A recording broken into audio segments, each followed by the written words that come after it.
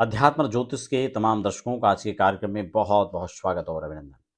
आज का कार्यक्रम उन लोगों के लिए खास होने वाला है जो 2026 में कहीं ना कहीं चूड़ा कर्म शुभ मुहूर्त के लिए डेट सर्च कर रहे हैं।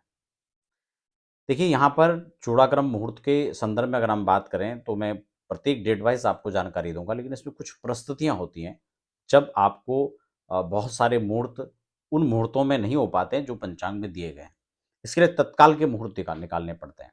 तो हर मुहूर्त का एक अपना नियम होता है, हर एक पैमाना होता है, उस पे जो मुहूर्त खरा उतरता है, उसी के हिसाब से आप मुहूर्त कर सकते हैं। अब हम लोग डेट वाइज जानकारी दें, इससे पहले आपको एक निवेदन रहेगा, अगर आप पहली बार चैनल पर विजिट कर रहे हैं तो चैनल को सब्सक्राइब जरूर कर लीजिए, बेल आइकन जरूर प्रेस कर लीजिए। देखिए, सबसे पहले मुहूर्त जब निकालना हो, तो मुहूर्त का मतलब होता है एक ऐसा शुभ समय जिसमें आप अपना कोई भी काम कर रहे हैं। ठीक इसी प्रकार से चूड़ाक्रम है, मुंडन संस्कार है। इसमें क्या होता है कि एक तो बच्चे का जन्म के हिसाब से आपको जो है डेट के हिसाब से, आपकी कुंडली के हिसाब से बच्चे के वो मुहूर्त निकालना होता है। उसमें भी कई बार क्या होता है कि मान लो अभी कोई कार्यक्रम हो रहा है, फिर शादी है या फिर कोई सूतक पातक का दोष है, तो कई सारे मुहूर्त आपको कई बार निकालने के बावजूद भी मुहूर्त नहीं हो पाता है। तो ऐसे में फिर वर्ष का भी रहता है कि हाँ जी, तीसरे महीने में तीसरे साल में करना है, पता लगे फिर चौथा साल लग गया। तो ये बहुत सारी परिस्थितियाँ होती हैं जिनमें मुहूर्त नहीं निकल पाते हैं। तो इसके हिसाब से आपको जो सिद्धांत हैं, जो इसका पूरा मुहूर्त का जो एक नियम है, वो मैं पिछली वीडियोज़ में आपको बता चुका हूँ, आप उसको भी जाकर देख सकते हैं। और कैसे इस मुहूर्त को निकालें उसको समझने के लिए राशि से गोचर का चंद्रमा 4, 8, 12 नहीं होना चाहिए। और क्योंकि लगन का एक महत्वपूर्ण भूमिका होती है। शास्त्रकार कहते हैं सर्वे दोषा विनिस्सन्ति लग्न शुद्धि यदा भवेत्। कई सारे दोषों का शमन तो अपने आप में सिर्फ लगन शुद्धि ही कर लेता है। इसलिए इस बात को ध्यान रखना है। अगर हम चूड़ाक्रम संस्कार की बात करें 2026 के अंदर, तो कई बहुत सारे मुहूर्त ऐसे हैं जो पंचांग में भी नहीं दिए गए होंगे।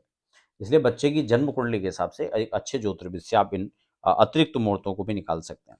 इस बात को हमें ध्यान में रखना होगा। अब हम बात कर लेते हैं जनवरी में। तो जो यहाँ पर चूड़ाक्रम का मुहूर्त दिया गया है, वो पंचांग के अंदर जनवरी में दिया ही नहीं गया है। जबकि खरमास समाप्त होने के बाद, मकर संक्रांति के बाद आप गृह प्रवेश कर सकते हैं।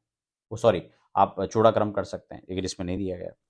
फरवरी के अगर मुहूर्तों में जाएँ तो आपको 11 फरवरी, 26 और 27 फरवरी का मुहूर्त है। मार्च में फिर यहाँ मुहूर्त नहीं दिया है। हाँ, मार्च में नहीं दिया गया। अप्रैल में देख लेते हैं तो आपको 21 अप्रैल, 23 अप्रैल, 24 और 30 अप्रैल का मुहूर्त यहाँ पर मिल जाता है। जबकि मई में 4 मई, 9 मई और आपका 10 मई, 11 मई का मुहूर्त आपको मिल रहा है। जून में चले जाएँ तो आपको 17 जून का एकमात्र आपको मुहूर्त मिल जा रहा है। जुलाई में 10 जुलाई, 17 जुलाई, 22 जुलाई, 24 जुलाई और नहीं, जून में सॉरी, जून में 10 जून, 17 जून, 22 जून, 24 जून का मुहूर्त आपको मिल जा रहा है जून के महीने में। और जुलाई के महीने में सिर्फ एकमात्र मुहूर्त है जो आपका 9 जुलाई का है। तो साल भर के अंदर आपको यही मुहूर्त दिए गए, उसके बाद यहाँ पर मुहूर्त दिया नहीं गया है। तो इसलिए बच्चे के जन्म कुंडली के हिसाब से पंचांग शुद्धि, लग्न शुद्धि के द्वारा बच्चे के जन्म कुंडली के अनुसार आप अन्य मुहूर्तों का भी चयन कर सकते हैं।